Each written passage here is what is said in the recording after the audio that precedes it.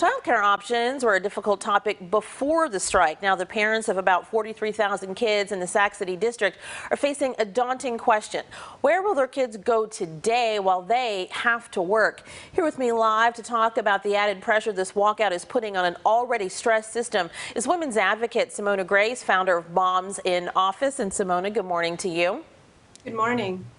Given warnings put out last week, parents had about 4 or 5 days lead time that yesterday might be day one of a strike, so they had a slight head start seeking out potential placements for their kids. But available child care choices were limited before the pandemic, and Child Care Aware estimates that since the onset of the coronavirus outbreak, 9% of licensed child care programs, centers, and in-home programs have permanently closed. That's like 16,000 choices gone in 37 states, a real crisis.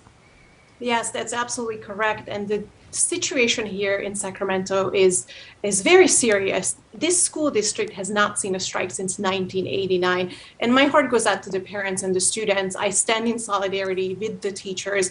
They have been through so much. This is certainly not the time to cut pay or take health benefits from their families. And there are several concerns that have been brought to the table, but I would like to point to one specific issue, the staffing shortages, because this is something that has larger implication that goes beyond our state, and it's something that we have seen before the pandemic. Over 73% of K through 12 educators are women, many of them who are mothers, credentialed teachers who are not able to go to work. They can't afford to take a job because of the skyrocketing childcare cost. With the kind of closure numbers out there that we just talked about when it comes to child care, it seemed President Biden's social infrastructure bill, or at least the included child care provisions, would have just sailed through Congress, but that hasn't happened. Those provisions haven't even really been taken up in earnest after getting dumped last year. One hearing on the Hill this week underscored the Democrats can't even get together to fully back their party leader's vision. If it had passed, parents right now might have had expanded access to preschool for 3- and 4-year-olds, so placements for younger and younger kids. What else might they have had, Simona?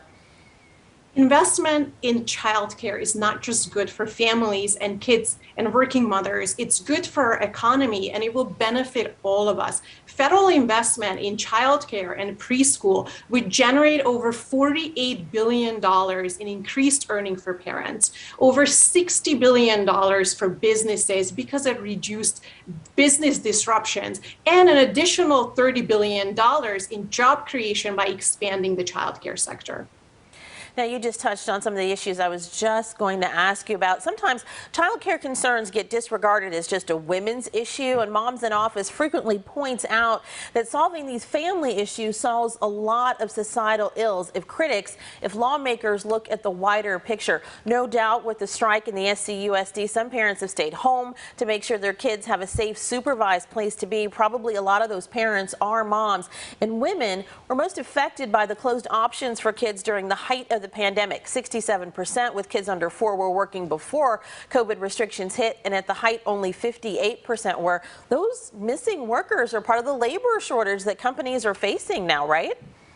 That's absolutely correct. And each month when that job reports comes out, it shows the overall health of our economy.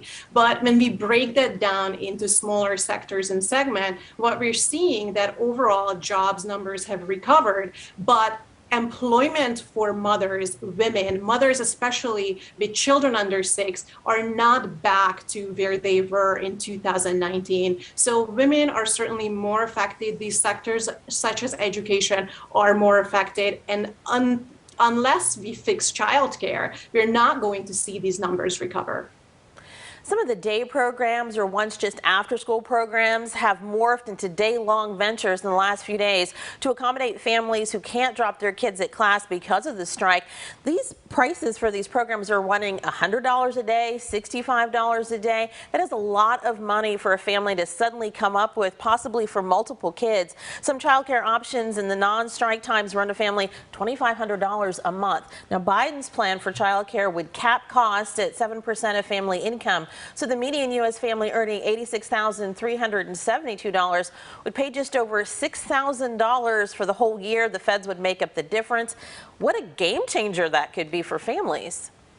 That is absolutely correct. We need to put money in families' pockets, and the easiest way we could do that is by reducing the childcare costs. And now the interesting fact is that Democrats and Republicans are actually in agreement that they want to support the childcare industry. They want to support childcare and make sure that this industry doesn't collapse any further. But they are not in agreement as to how to go about it. Democrats want to implement something similar, as we have seen in the Build Back Better agenda, but Republicans want to preserve the current federal system and bolster that. However, it's not working. Right now, only 1 out of 9 low-income children get access to preschool, and the current system is not helping middle-class families at all.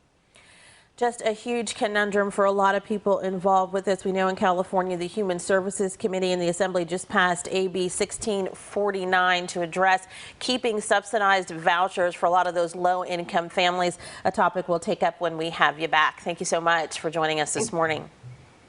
Thank you.